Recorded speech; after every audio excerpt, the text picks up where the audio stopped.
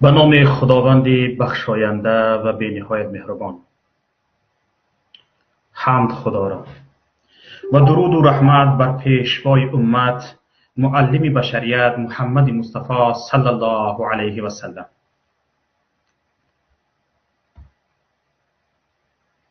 دوستان عزیز گرامی،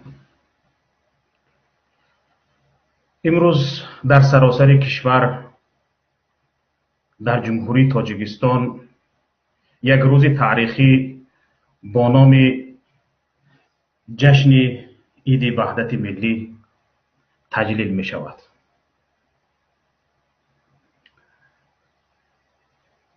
همچنانی که می گویند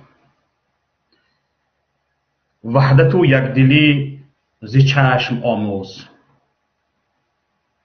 وحدت و یکدلی ز چشم آموز، که دو چشم جدا و دو جا نمی نگرد.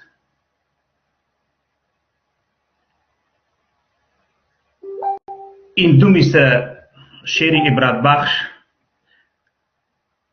یک راهنمای خوب برای تمام مردم سراسر کشور است.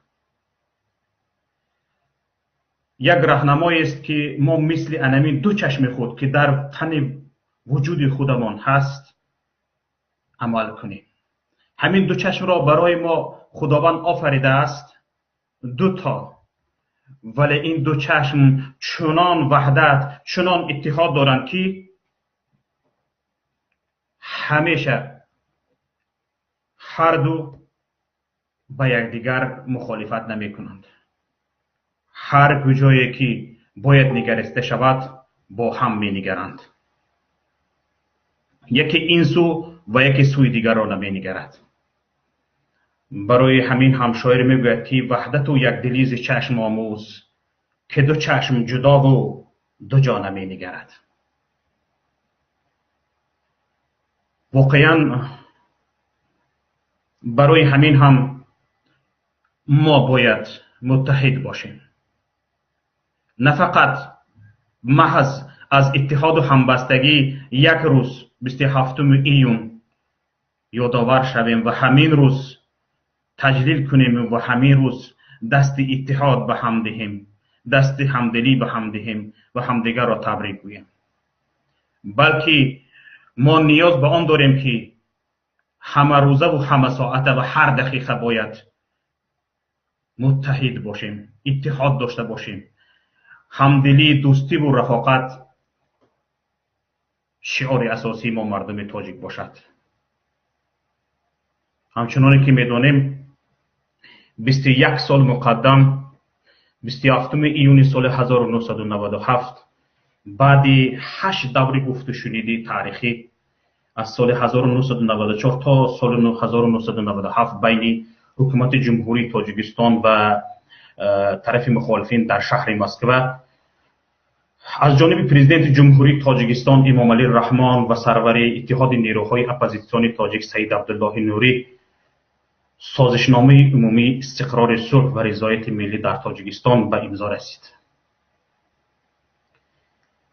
همچنان که می‌دانیم و تاریخ این را در صفحه های خود ثبت کرده است، این 5 سال جنگ شهروندی یک تاریخ ننگین برای ما است. چون در این سالهای جنگ شهروندی در جمهوری تاجیکستان تخمینا از ماه می سال 1992 تا 27 ایون سال 1997 زیاده از 100,000 آدمان قربان شدند. به بعضی تخمین ها 150,000 آدم کشته به قتل رسیدند. نزدیک به 1 میلیون گریزه اجباراً مهاجر شدند. اجباراً با آنها ضرری مادی دیدند، خانه های خود را از دست دادند، مال ملک خود را از دست دادند. ضرر اقتصادی این جنگ خانمانسوز که مدت این 5 سال دوام کرد زیاده از 10 میلیارد دلار آمریکایی را تشکیل داد که تا به حال ما رنج این را میکشیم. اما بعد 8 گفت و شنید، نهایتاً 27 ایون سال 1997 که توسط استاد سید عبدالله نوری و پرزیدنت فعلی کشور امام علی رحمانوف سازشنامه عمومی استقرار صلح به امضا رسید، آهسته آهسته همه این خرابی ها و ایزی جنگ شهروندی از بین بردن آغاز شد. اما ایزهای خرابه های جنگ شهروندی دارد از بین می رود. جنگ قلبی و جنگ های روحی و کدورت های قلبی هیچ نشد که از بین برود. هرچند این سنه طبق قانون جمهوری تاجیکستان درباره روزهای عید همچون روز عید وحدت ملی در جمهوری تاجیکستان به اسم و عید رسمی دولتی تبدیل یافته است و هر سال در سراسر کشور جشن گرفته می شود، لیکن جنگ های اطلاعاتی، سوی هم سنگزنی ها و از هم دشمن تراشی ها از بین نرفت. یعنی ما به وحدت کلی نرسیدیم. طول چند سال است، خصوصا چند سال آخر، چگونه با مشکلی ها و سختی ها و صلح آسایشتگی رسیدن را فراموش کرده ایم. این نعمت بی‌بهای نجات یافتن از پراکندگی و بهامایی بی‌قدر شده، باز هم از مناسبت ها، گفت و شنید ها، به سوی هم سنگزنی و همدیگر ملامت کنی ها بوی غلیظ پراکندگی و از هم پاشی می آید. باز هم ملت را سرسان و سرگردانی، سرخمی و بیچارگی تهدید می کند. خداوند بی همتا، خالق همگان که از خوی مخلوقات آفریدهش آگاه است، در کتاب قرآن کریم و عظیم الشان می فرماید که مردم باید از پراکندگی و دشمنی برحذر باشند و امر می کند که همیشه مردم سرجم و متحد باشند. در سوره آل عمران آیت 130 خداوند کریم منان می فرماید: اعوذ بالله من الشیطان الرجیم واعتصموا بحبل الله جمیعا ولا تفرقوا واذكروا نعمة الله عليكم إذ كنتم أعداء فألف بين قلوبكم فأصبحتم بنعمته إخوانا وكنتم على شفا حفرة من النار فانقذكم منها كذلك يبين الله لكم آياته لعلكم تهتدون. ببینید چگونه خداوند آگاه از حال من و شمایان به من و شما می فرماید که همگان دست در ریسمان خداوند زنید و پراکنده نشوید و از نعمتی که خدا بر شما ارزانی داشته است یاد کنید.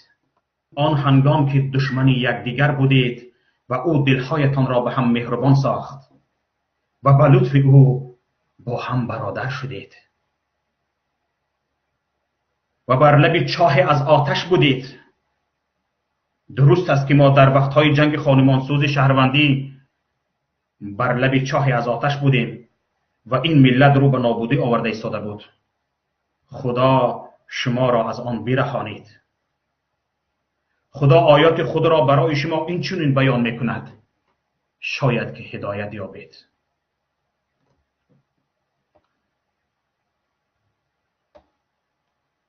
اما ما که بنده های خاکی و عاجز و گناهگار هستیم و همیشه ضعیفی ما در تن و وجود ما غلبه می‌کند،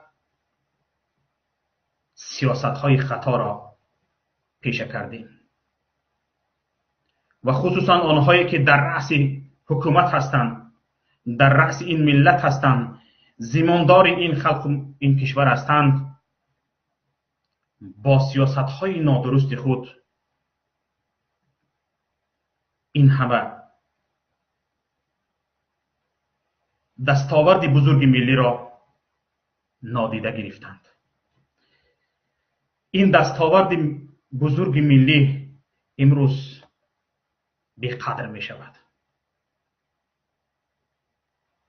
و گویا که ما فراموش کردیم که به خاطر این صلح و ثبات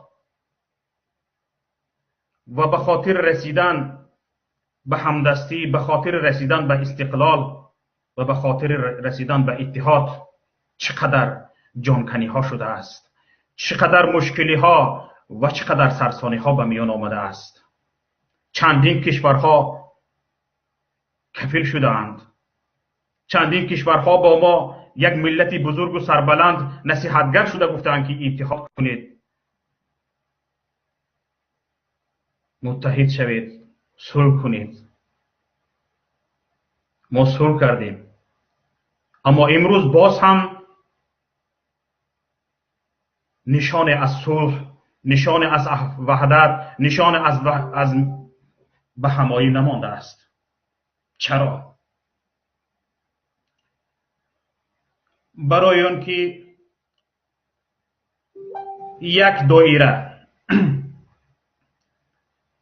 و یک توده میخواهند تمام دارایی های این ملت، تمام بود و نبود این ملت از آنها باشد و دیگران پیش آنها مثل غلام باشند. اما این صلح و وحدت با وعده های به میان آمده بود و خودی پرزیدنت کشور وعده کرده بود که کوشش میکند، غیرت میکند که حتی آخرین نفر تاجیک در مهاجرت نباشد. آخرین نفر تاجیک را کوشش میکند که به وطن برگرداند. اما به وعده وفا نشد. بجای آن که وقتی که صلح شد 500,000 مهاجر برگردانیده شد،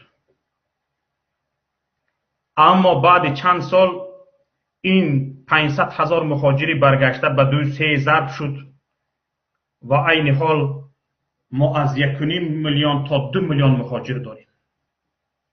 نه تنها مهاجری کاری، نه تنها مهاجری مهنتی، بلکه ما مهاجری سیاسی هم داریم.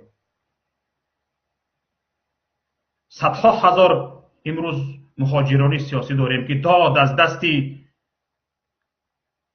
حکومت استبدادی، داد از دستی حکومت ظالم رو به گریز آوردند، رو به سرسانی آوردند، رو به بیچارگی آوردند. باز میگوییم، حرف میزنیم از سیاست خردمندانه. مگر امروز ملت بیچاره نیست؟ مگر امروز ملت سرسان نیست؟ مگر امروز مهاجر نیست؟ مگر امروز ملت سرگردان نیست؟ مگر همین است سیاست خردمندانه؟ اگر سیاست پیشگرفته حکومت فعلی خردمندانه می بود، زیاده از 500,000 مردم از مهاجرت برگشته بعد استقرار صلح بار دیگر رو به مهاجرت نمی آورد. اگر در دوران جنگ شهروندی در مدهشترین حالت سیاسی و اجتماعی کشور همگی نزدیک به 500,000 گریزه و مهاجر داشتیم، عین حال نزدیک به 2 میلیون مهاجر داریم که از این نزدیک به 1.5 میلیون در روسیه می باشد. اکثر مهاجران در سر خیالی به وطن برگشتن را ندارند. خودی پرزیدنت امام علی در یک برآمد خودش تاکید کرده بود که این مهاجرت یک روند است، این هم میگذرد. لیکن ما هیچ این روند گذشتنیش هیچ احساس نمی کنیم. تا به روز به روز زیاد می شود. مردم کوشش کرده تا آخرین نفر شهروند تاجیکستان در سر خیال شهروند دیگر کشور شدن رو می پرورد و از شهروندی تاجیکستان دست کشیدن رو می پرورد. مگر همین است سرجم کنی ملت؟ مگر همین است وحدت آفری؟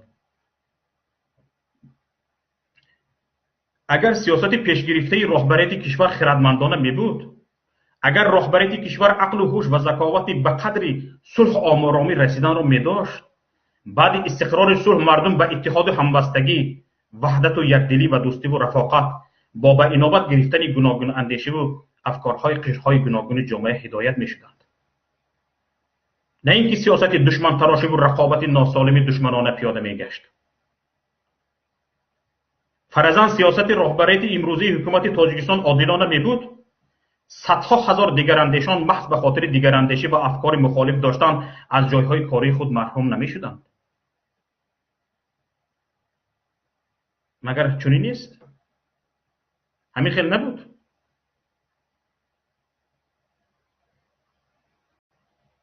سالهاست که اعضایان حزب‌های دیگر در اداره‌های دولتی جای کار نمی‌یافتند. با آنها جای کار داده نمی‌شد. مدت 20 سال می‌شود اعضای حزب نهضت اسلامی تاجیکستان و دیگر احزاب سیاسی تاجیکستان با وجود داشتن معلومات عالی، تجربه کاری، زباندانی، ملکه خوبی دانش، محض به خاطر عضو حزب دیگر بودن در اداره‌های دولتی به کار گرفته نمی‌شدند. یا خود وقتی که عضو حزب دیگر بودنشان آشکار میشد، با فشارهای گوش ناشنیده و کس نادید روبرو میشدند، حتما مجبور کرده میشدند که یا عریضه از کار به خواهش خود رفتنش را نویسد و یا عریضه از حزب مخالف خارج شده به حزب خلق دموکراتیک تاجیکستان اعضا شدنش را به راهبریت اداره تسلیم کند.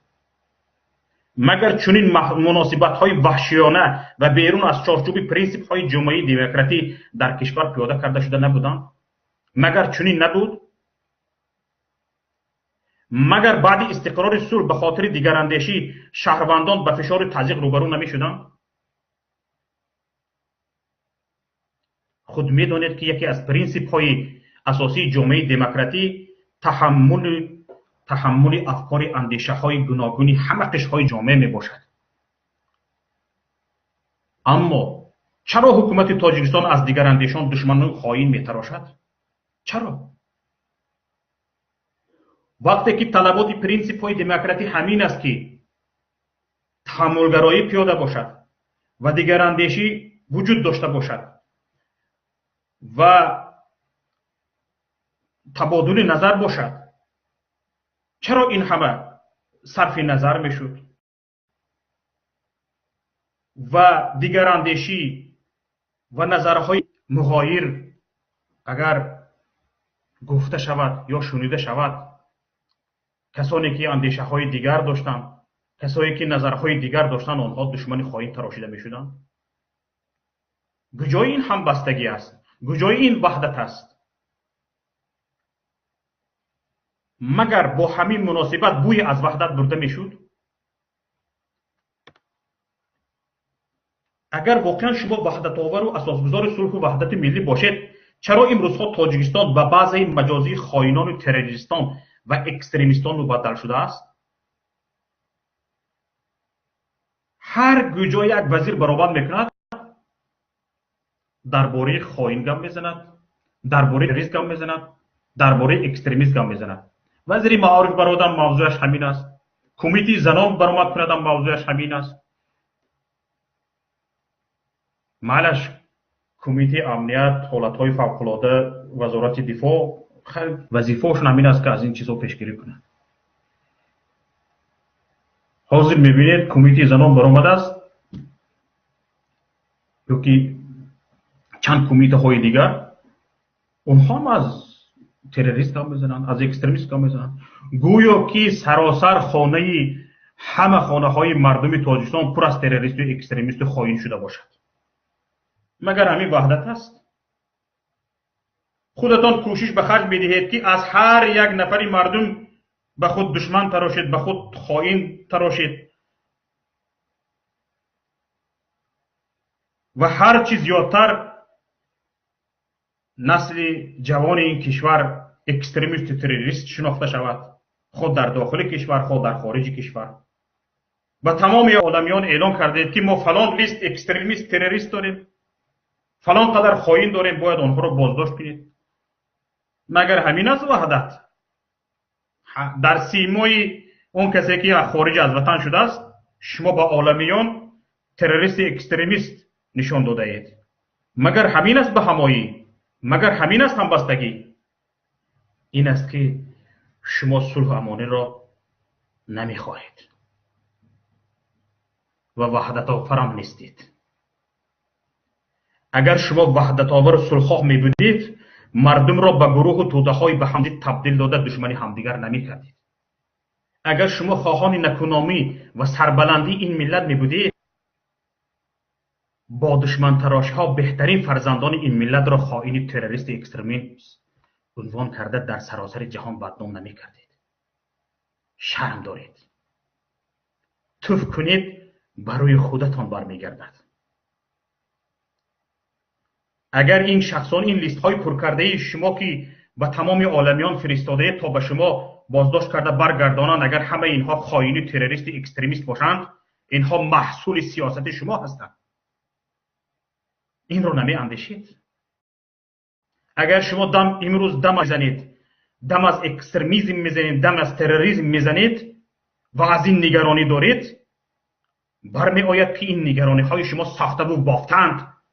چرا؟ به خاطر آن که همه این زیاد اکستریمیست شدن و زیاد تروریست شدن و زیاد خائن شدن و خیانتکار شدن محصول دست شما، چون مسئول این ملت شما بودید. طول این نزدیک به 30 سال شما بودید که تربیه مردم، تربیه نسل نورس، تربیه نسل جوان در دست شما بود.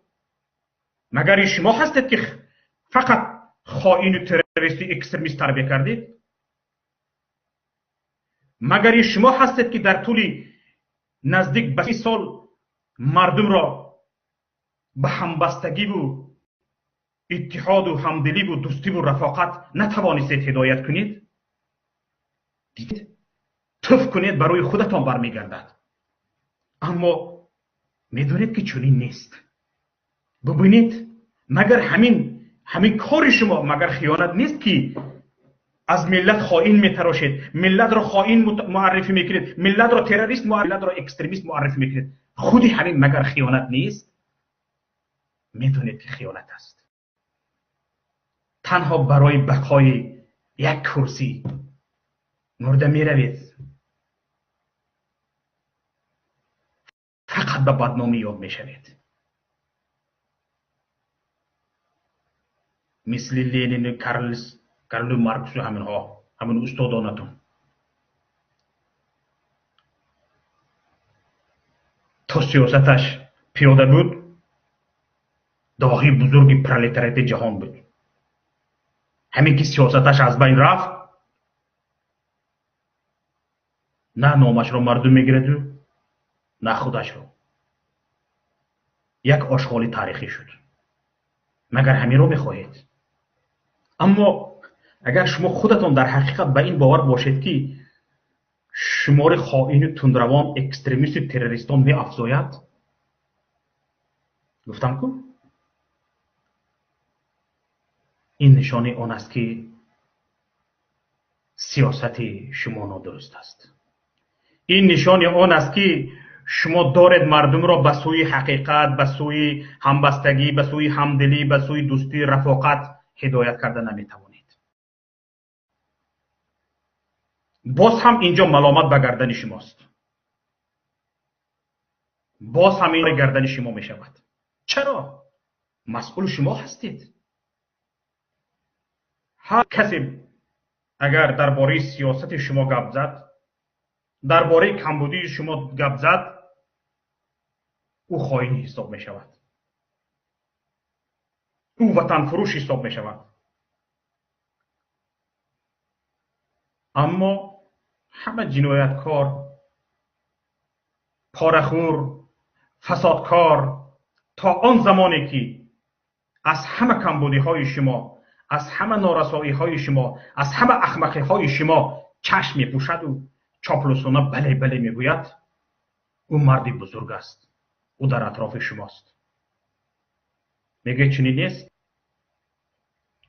دلیل چرا زید سیدوف در حبس است؟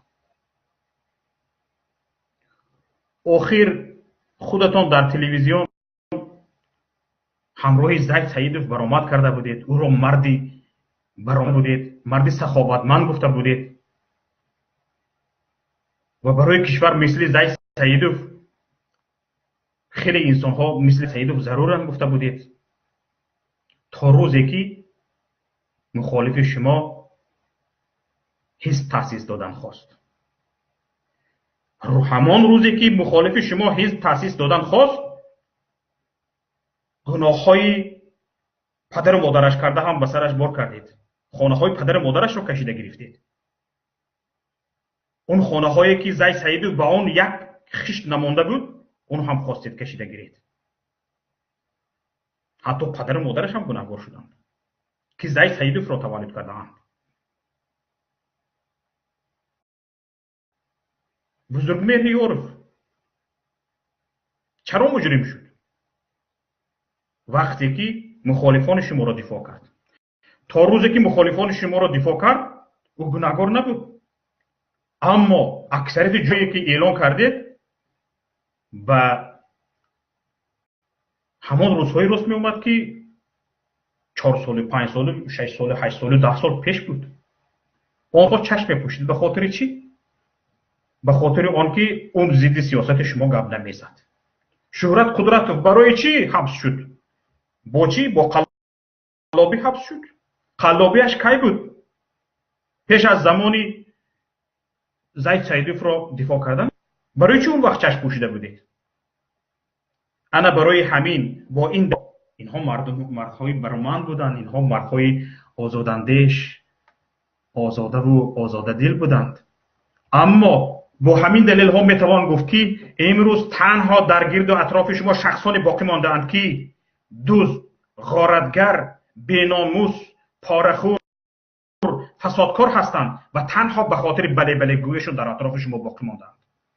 خیانت هم از دست آنها می آید، دشمنی هم از دست آنها می آید. بله بله گفته می توانند، چاپلوسی را می توانند. برای همین باقی ماندند. همان روزی که ضد شما یک حرف گفتن، آب مرگشان را میخورند. مگر همین است اتحاد؟ کجای این اتحاد است؟ برای همین سخن را به درازا نمیکشی. اگر واقعیت این باشد که چنانه که ما گفته ایستادیم، مردم تاجیک به تمام گوشه و کنار دنیا پراکنده اند. اگر حقیقت این باشد که عین حال مردم تاجیک از هم دشمن تراشی و خائن تراشی کرده سوی هم سنگ میزنند. یک که حاکمیتی پیشی شماست و مخالفان و دیگر اندیشان سرکوب میشوند. اگر حقیقت این باشد که شکایت ها از نادرستی سیاست ناتوان بینانه شما به خیانت دشمنی ترجیح داده می شود، اگر واقعیت این است که زندان های تاجیکستان پر از محبوسان سیاسی است، پس شما نه وحدت آفر هستید، نه اساسگزار صلح و آشتی ملی. برعکس، فتنه‌گری، قشرهای گوناگون ملت را به هم شورانیدن، مردم را پراکنده و سرسام، مهاجر رو دربدر کردن، نسل جوان را بدنام به تروریست و اکستریمیست کردن، در چشم عالمیان ملت تاجیک را یک ملت خشین و ناعهده‌بران نشان دادن، همه میوه کارنمایی های شماست. این کارنامه شماست. افسوس. می توانید چند روزهای به شمار دیگر به خود همه این عنوانهای ناچسبان را بچسبانید. خود را جناب عالی نامید، پیشوا نامید، اساسگزار صلح و وحدت گویید، اکادمیک، همه چیز خواهید عنوان تید. چند روز دیگر باقی مانده است. روزهای به شمار. دور نیست. آن روز دور نیست. اون روز دور نیست که از پنجره های آهنین سیاست مستبدانه و جبر و جفاکاری شما این ملت میرهد. از این سیاست های ظالمانه تان این ملت میرهد و از پراکندگی و در بدری نجات مییابد. وحدت و همبستگی و یک دلی و رفاقت پایدار میگردد و نهایت این ملت به پیروزی و سربلندی رسیده. از بساط بیخردانه شما به این ملت طوری نزدیک به 30 سال آخر چسبید، این ملت نجات مییابد، ولی خود را بالا میبردارد. آن روز خائن و تروریست این ملت نه، تنها و تنها خود اساسگذار این پریشانی ها همین خود شما پرزیدنت غیر لگیتیمیستان خواهید بود.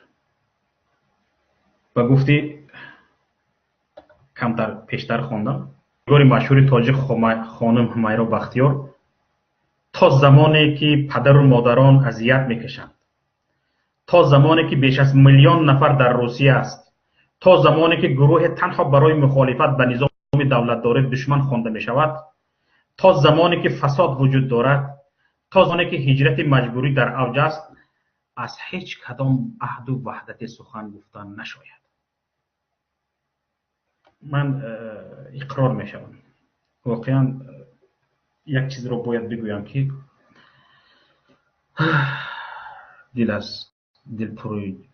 دل جگر پر از درد است. واقعا خسته شدیم از همدیگر دشمن تراشی و خائن تراشی ها. با وجود این همه، بر زمین این همه ناعدالتی ها، ظلم و استبداد و نابرابری ها، سرسانی و سرگردانی مردم، خصوصا بیچارگی مردم، از همین بیننگی شما جانبدار آن نیستم که حتی نام شما همچون تاجیک در صفحه تاریخ با بدنامی ثبت شود. نمیخواهم که یک تاجیک در صفحه تاریخ با بدنامی، خصوصا با خائن و وطن فروش و دشمن ملت و خائن ملت ثبت شود. نمیخواهم تاجیک این نام را داشته باشد، این نام ننگین. حتی طرفدار آن نیستم که خود رهبریت کشور همچون شخص تاریخی و همچون یک تاجیک در صفحه تاریخ با وجود خیانت‌هایش همچون خائن و سرسان و پراکنده کرده ملت تاجیک از او یاد. لطفاً به خدایید یک لحظه هم غنیمت است و فرصت دارید تا خطاهای خود را اقرار، کوشش و غیرت به اصلاحش کنید، وگرنه دیر خواهد شد و ملامت این همه بیننگی ها به گردن شما. هر چند زیاد خائن در میابید از بین مردم، هرچند زیاد دشمن میابید، دشمن ملت میابید از بین مردم، هرچند زیاد اکستریمیست میابید، اکستریمیست کافته یافته زفته شدید کو. اینها بیننگیش نشانه بیننگی شماست. هرچند شما اکستریمیست و تروریست تعدادش زیاد کرده زیوانی های خود را زیاد میکنید، این به آینده ملت ضرر دارد. این ننگ ماست، این بیناموسی ماست. همین ملامت همه این تاجیک تروریست، تاجیک اکستریمیست، تاجیک تندرو، تاجیک خائن به مسئولین برمیگردد. چرا؟ زمام مردم در دست شماست. شما میتوانید این مردم را تربیت کنید مردم خائن نشود. شما میتوانید مردم را تربیت کنید مردم اکستریمیست نشود، تروریست نشود، پراکندگی رو نبیارد. شما میتوانید نتوانید. این هم نشانه ناخدا برای شما است. برای همین به خدای دو هم خود و همین ملت را از این ملامت نجات دهید. وقت دارید وگرنه دیر خواهد شد. با امید آبادی و آسایشتگی، همدلی و همبستگی، رفاقت، احترام و کرامت انسانی، دیانت و اخوت در خاندان یکایک هموطنان با شما بود شوکت محمد. با توجهتان تشکر بی عدد. سلامت و سربلند و پیروز باشید. السلام علیکم و رحمت الله و برکاته.